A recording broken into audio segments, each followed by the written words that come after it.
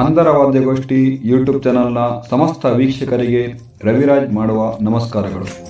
ನೀವಿನ್ನು ನಮ್ಮ channel first time ನೋಡ್ತಾ ಇದ್ದೀರಾ? ಪ್ಲೀಸ್ ಸಬ್ಸ್ಕ್ರೈಬ್ ಮಾಡಿ, ಪಕ್ಕದಲ್ಲಿ ಕಾಣುವ ಬೆಲ್ ಐಕಾನ್ ಪ್ರೆಸ್ ಮಾಡಿ ನಾವು ಮಾಡುವಂತಹ ಎಲ್ಲ ವಿಡಿಯೋಗಳ ನೋಟಿಫಿಕೇಶನ್ ಪಡೆಯಿರಿ. ನಾವು ಮಾಡುವಂಥ ವಿಡಿಯೋ ನಿಮಗೆ ಇಷ್ಟ ಆದರೆ ಲೈಕ್ ಮಾಡಿ, ಕಾಮೆಂಟ್ ಮಾಡಿ, ಶೇರ್ ಮಾಡಿ. ಸಂಪೂರ್ಣ ರಾಮಾಯಣ ಭಾಗ 95. ಹನುಮ ಸೀತೆಯರ ಭೇಟಿ. ಹನುಮ ಬಂದಾಗ ಸೀತೆ ಧ್ಯಾನ ಮಾಡುತ್ತಿದ್ದಳು. ಸ್ವಲ್ಪ ಹೊತ್ತಿನ ನಂತರ ಕಣ್ಣು ಬಿಟ್ಟು, ನೀನು ಹನುಮ ಅಲ್ಲವೇ ಎಂದು ಕೇಳಿದಳು. ಹನುಮ, ಹೌದಮ್ಮ. ರಾಮ ಸುಗ್ರೀವ ವಿಭೀಷಣನ ಸಹಾಯದಿಂದ ರಾವಣನನ್ನು ಸಂಹರಿಸಿದ. ವಿಭೀಷಣನನ್ನು ಲಂಕೆಗೆ ರಾಜನನ್ನಾಗಿ ಮಾಡಿದ್ದಾರೆ. ನೀನು ರಾಮನ ಸ್ನೇಹಿತನ ವನದಲ್ಲಿರುವುದರಿಂದ ನೀನು ಭಯ ಪಡುವ ಅವಶ್ಯಕತೆಯಿಲ್ಲ ಎಂದು ಹೇಳಿ ಕಳಿಸಿದ್ದಾರೆ ಎಂದ. ಎಂತಹ ಒಳ್ಳೆಯ ವಾರ್ತೆ ಹೇಳಿದೆ ಹನುಮ ಎಂದು ಹೇಳಿ ಸೀತೆ ಮೌನವಾದಳು. ಏಕಮ್ಮ, ಸುಮ್ಮನಾದೆ. 10 ತಿಂಗಳಿಂದ ನಾನು ಈ ಮಾತು ಕೇಳಲೆಂದೇ ಕಾದಿದ್ದೆ. ಆಗ ನೀನು ಬಂದು ಹೇಳಿದಾಗ ತಕ್ಷಣಕ್ಕೆ ಬಾಯಿಯಿಂದ ಮಾತು ಹೊರಡಲಿಲ್ಲ. ನನಗೆ ತುಂಬಾ ಸಂತೋಷವಾಗಿದೆ. ನಾನು ನಿನಗೆ ಏನೂ ಕೊಡಲಿ? ಎಷ್ಟು ಬಂಗಾರ, ಮುತ್ತು, ರತ್ನಗಳು ಕೊಟ್ಟರೂ ಸಾಲದು. ಈಗ ನನ್ನ ಬಳಿ ಏನೂ ಇಲ್ಲ. ನೀನು ಮಧುರವಾಗಿ ಮಾತಾಡುತ್ತೀಯ. ನಿನಗೆ ಅಷ್ಟಾಂಗ ಯೋಗದಿಂದ ಕೂಡಿದ ಬುದ್ಧಿ ಇದೆ. ನಿನ್ನ ವೀರ್ಯ, ಪರಾಕ್ರಮ, ತೇಜಸ್ಸನ್ನು ನೋಡಿ ನನಗೆ ಹೆಮ್ಮೆಯಾಗುತ್ತಿದೆ. ಅಮ್ಮ, ನಿನ್ನ ಬಳಿ ಏನೂ ಇಲ್ಲವೆಂದು ಹೇಳಿದೆ. ಆದರೆ ನಾನು ಒಂದು ವರ ಕೇಳುತ್ತೇನೆ.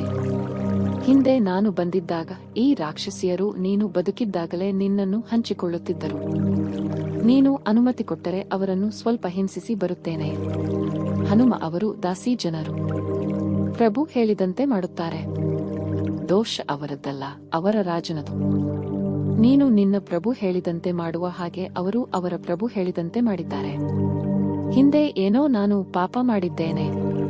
ಅದರ ಫಲವನ್ನು ಈಗ ಅನುಭವಿಸಿದೆ. ಒಂದು ಕತೆ ಹೇಳುತ್ತೇನೆ ಕೇಳು. ಪೂರ್ವದಲ್ಲಿ ಒಬ್ಬ ಬೇಟೆಗಾರನಿದ್ದ. ಅವನನ್ನು ಒಂದು ಹುಲಿ ಅಟ್ಟಸಿಕೊಂಡು ಬಂದಿತು. ಅದರಿಂದ ತಪ್ಪಿಸಿಕೊಳ್ಳಲು ಅವನು ಮರ ಹತ್ತಿದ. ಅದರ ಮೇಲೆ ಒಂದು ಕರಡಿ ಮಲಗಿತ್ತು. ಕೆಳಗೆ ಇಳಿದರೆ ಹುಲಿ ತಿನ್ನುತ್ತದೆ, ಅಲ್ಲೇ ಇದ್ದರೆ ಕರಡಿ ತಿನ್ನುತ್ತದೆ.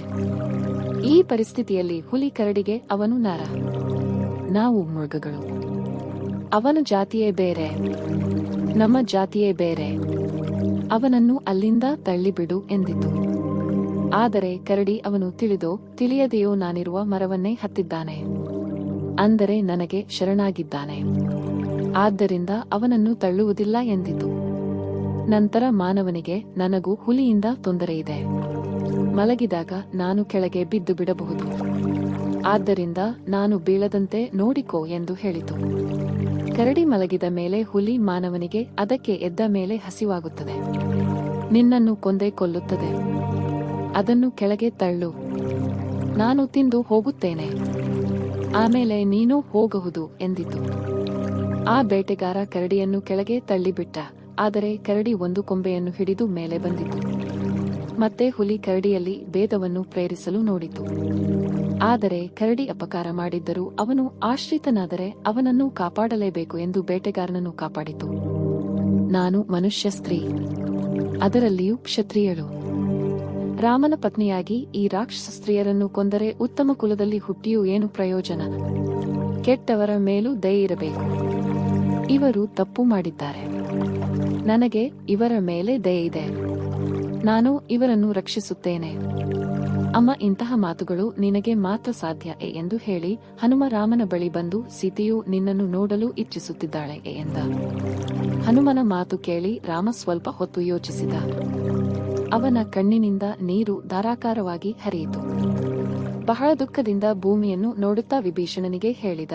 ವಿಭೀಷಣ, ನೀನು ಲಂಕೆಯ ಒಳಗೆ ಹೋಗಿ ಸೀತೆಗೆ ನಾನು ಹೇಳಿದೆನೆಂದು ಹೇಳಿ ತಲೆ ಸ್ನಾಸ ಮಾಡಿಸಿ, ಒಳ್ಳೆಯ ಸೀರೆಯುಡಿಸಿ, ಅಲಂಕಾರ ಮಾಡಿಸಿ ನನ್ನ ಬಳಿ ಕರೆದುಕೊಂಡು ಬಾ. ವಿಭೀಷಣ ಆಶ್ಚರ್ಯದಿಂದ ತಕ್ಷಣ ಸೀತೆಯ ಬಳಿ ಹೋಗಿ ರಾಮ ಹೇಳಿದಂತೆ ನಿವೇದಿಸಿದ. ಆದರೆ ಸೀತೆ, ನಾನು ಈಗ ಹೇಗಿದ್ದೇನೋ ಹಾಗೆಯೇ ರಾಮನ ದರ್ಶನ ಮಾಡಬೇಕೆಂದುಕೊಂಡಿದ್ದೇನೆ ಎಂದಳು. ಅಮ್ಮ, ಇದು ರಾಮನ ಆಜ್ಞೆ. ಪ್ರಭು ಹೇಳಿದಂತೆ ಮಾಡಬೇಕು. ಅಂತಃಪುರದ ಸ್ತ್ರೀಯರು ನಿನಗೆ ತಲೆ ಸ್ನಾನ ಮಾಡಿಸಿ ಅಲಂಕಾರ ಮಾಡುತ್ತಾರೆ. ನೀನು ಒಳ್ಳೆಯ ಭೂಷಣಗಳನ್ನು ಧರಿಸಿ ರಾಮನಿಗೆ ದರ್ಶನ ಕೊಡು. ಮುಂದುವರಿಯುವುದು. ಓಂ ಶ್ರೀರಾಮ ಜಯ ರಾಮ ಜಯ ಜಯ ರಾಮ. ಓಂ ನಮೋ ಭಗವತೆ ವಾಸುದೇವಾಯ. ಜೈ ಶ್ರೀರಾಮ್. ಶ್ರೀಕೃಷ್ಣಾರ್ಪಣಮಸ್ತು. ಸಂಪೂರ್ಣ ರಾಮಾಯಣ. ಸರ್ವೇ ಜನಃ ಸುಖಿನೋ ಭವಂತು. ಲೋಕ ಸಮಸ್ತ ಸುಖಿನೋ ಭವಂತು.